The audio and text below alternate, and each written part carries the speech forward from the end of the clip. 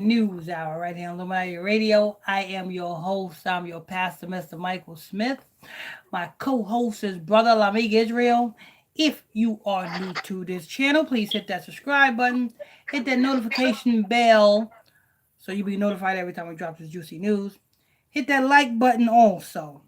Um, and if you would like to sow your seed into this ministry, you're welcome to do so. The donation links is in the description box below. All right. So we got a blood sacrifice in the Denver, not the Denver Broncos, the Baltimore Ravens star. You know what I'm saying? Lorenzo died at the age of 28. Let's go ahead. Go ahead, brother Drew. Alrighty. Good afternoon, everyone. Actually, today is Friday, correct? Today's Thursday. That's correct.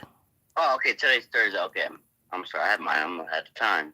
I thought it was almost the Sabbath. About the Sabbath at the time I seen outside.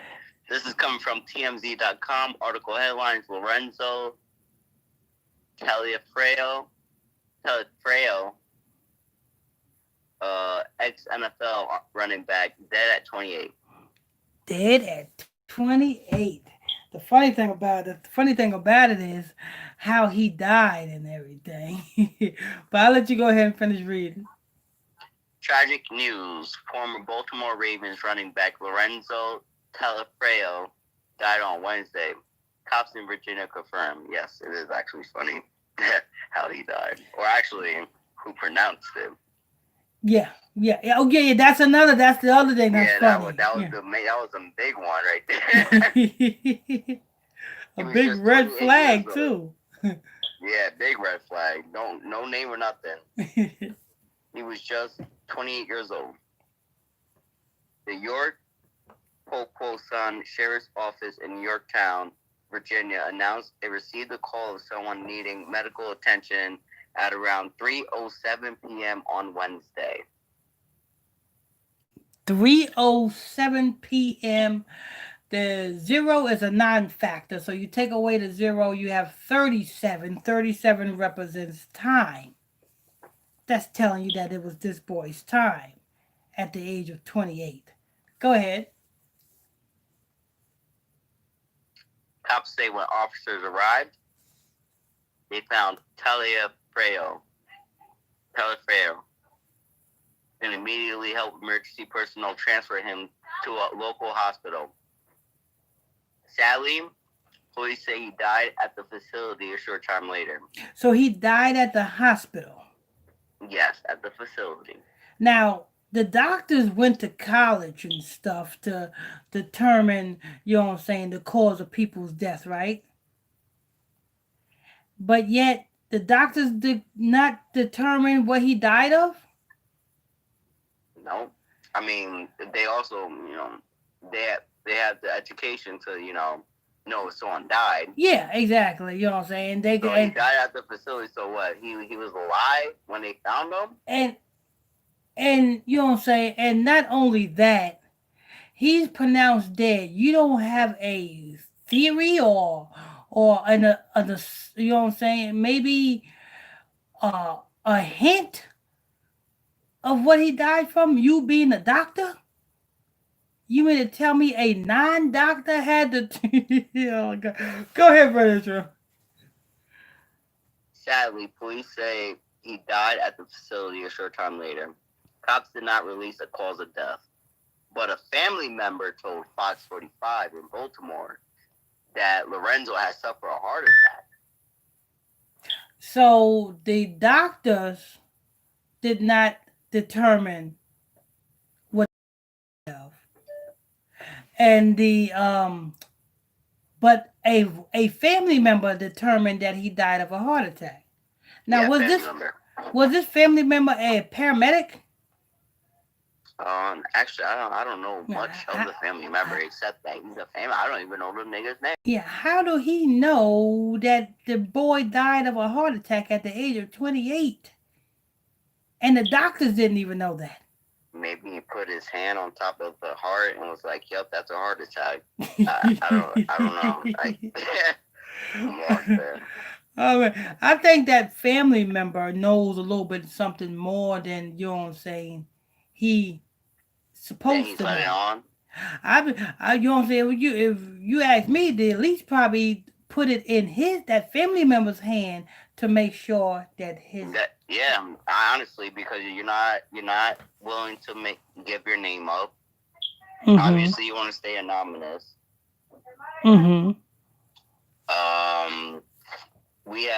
You're the one who said that it was a heart attack. It wasn't even from a doctor or the cops themselves who actually dealt with the dead body, where the autopsy is actually performed and stuff like that, where they actually get the papers. We're listening from what you said, which is a heart attack. Again, I don't know how you could determine it was a heart attack without doing an autopsy yourself. So, so, so you must have did something that you knew was going to stop his heart, to where you knew it was going to be a heart attack, which is why you don't want no one to know your name. Bingo! I think the elites, you know what I'm saying, put him in charge of making sure this boy was dead. That's how he's so confirmed and so sure that it was a heart attack. Seriously, for you to flat out say that, like, he didn't even say COVID. That would be more likely. I would believe that over a fucking heart attack. Yeah, exactly. But you said a heart attack? Okay, buddy. Okay. You know what I'm saying? And being that, you know what I'm saying, he signed on to I think the Ravens in 2014. Oh yeah, I'm about to get into that right now. We are deeply saddened to learn of the passing of Lorenzo Taliaferro. Ravens head coach John Harbaugh said in a statement Thursday. Lorenzo was a kind, smart, respectful, and determined young man, someone always committed to his teammates and well-liked by everyone in our organization. We extend our heartfelt condolences to Lorenzo's family. May he rest in peace. Taliaferro was picked by the Ravens in the 4th round. Wait a minute. Let me rewind and come again. What you said again? What said it again? Alrighty. Rewinding back. Taliaferro was picked by the Ravens in the 4th. That's Pick, right? Yep, Pick. Pick. You know how when someone picked the ball? Okay, so he was picked by the Ravens. So therefore, in 2014, right? Yep, that's he was a 4th round pick in 2014. 2014, he was picked. And then he was picked. He was picked yesterday. The correct word was chosen. Yeah. And then he was picked yesterday to die. Oh, we get it. He did 6 years. Well, it's been 6 years. From 2014 to now. That makes 6 years. So that's 6 years. Yep, that's 6 years. Exactly. Dropped out of Coastal Carolina and was immediately put on people's fantasy football radars in his rookie year after some huge games. And that was his biggest year, was his first year. First year. Which it makes sense though, because 14 and the fact that he's black. Yeah. Now has to do with black. The number 4. And death too. Yeah. This boy was saying, I won't be too surprised if the Baltimore Ravens will sacrifice this boy. I want to wait because I'm not sure whatchamacallit. Because the playoffs are not on yet. I want to see who's in the playoffs. That would determine it all right there. Yeah, then I could see for sure, like, because if the Baltimore Ravens are in the playoffs, then yes, definitely, most likely. Because that's just like the same thing with Kobe and others. Yeah. And then Kobe's wife, you know what I'm saying, is being sued by his mother-in-law, you know what I'm saying, just when we are approaching the anniversary of Kobe Bryant's death. If that's not a coincidence right there. But anyway, that's it for that, brother. No, there's a few more important numbers I gotta get out there. Okay. Taliaferro, though, was forced to go on injured reserve late in his rookie year and was eventually moved to fullback. He left the NFL after being cut by Baltimore prior to the 2017 season and eventually latched on in the CFL for 2018. In his 3 years with the Ravens, Taliaferro rushed for 339 yards and 5 touchdowns. He also caught 16 passes for 153 yards. R.I.P. Rest in hell. I guess rest in peace. I don't know. Yeah, he did pass the soul to a fire to Moloch, so you know what I'm saying? He still got to come up for the judgment because the Bible says we shall judge angels. So therefore, we, as the saints of the Most High, is going to be judging Mr. Cabafrelo and that family member that sacrificed him. You know what I'm saying? We're going to be judging him too. But anyway, this is news, people. We gotta hurry up because we got another news report coming to you. Well, we got 2 more news reports coming. So, we want to thank you all for tuning in, logging on to another step. Oh, if you have any questions or comments, put your question or comments down below. Brother Israel is gonna be reading all your questions or your comments, and I'll be answering them. If you thank you for tuning in, logging on to another episode of Illuminati News Hour, right here on Illuminati Radio. I'm your host, I'm your pastor, Mr. Michael Smith. My co-host is Brother Lamig Israel. If you are new to this channel, please hit that subscribe button. Hit that like button also if you are enjoying this content.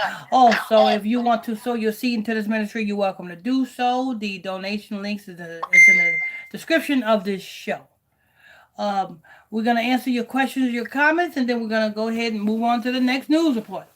Brother Israel? Yes, sir. Any questions or comments? We got... all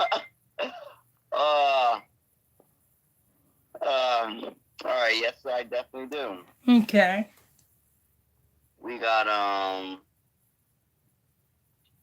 The Bible Ain't Real, though, from Deron May. Deron May. The Bible's always real in every perspective in this life. Yeah, exactly. What I want you to do, Deron May or whatever your name is, what I want you to do is first give me the name, and if you can, give me the telephone number of the idiot that told you that. That's the first and foremost. And second of all, if you want to learn, get in the class. You can go and get in the class by joining my exclusive Facebook Messenger group. We got Bible study every Monday night and Tuesday nights. You can get in class by sending me a friend request to my Facebook fan page. My Facebook page. That is PSTR Michael Smith on Facebook, and I'll add you to the group.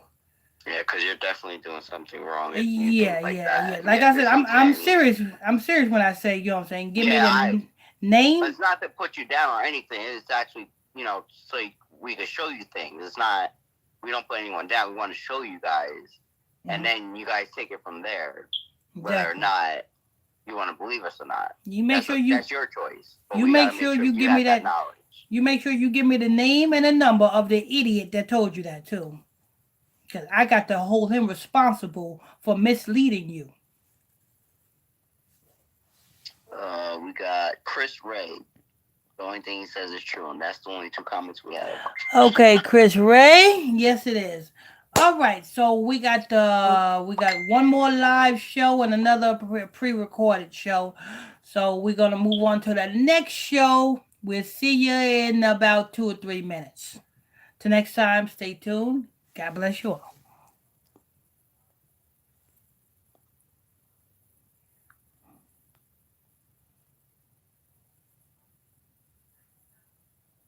Yeah, that was the first guy I seen. As soon as I seen, I was like, oh, hell no. They did not just come on his channel talking about like that.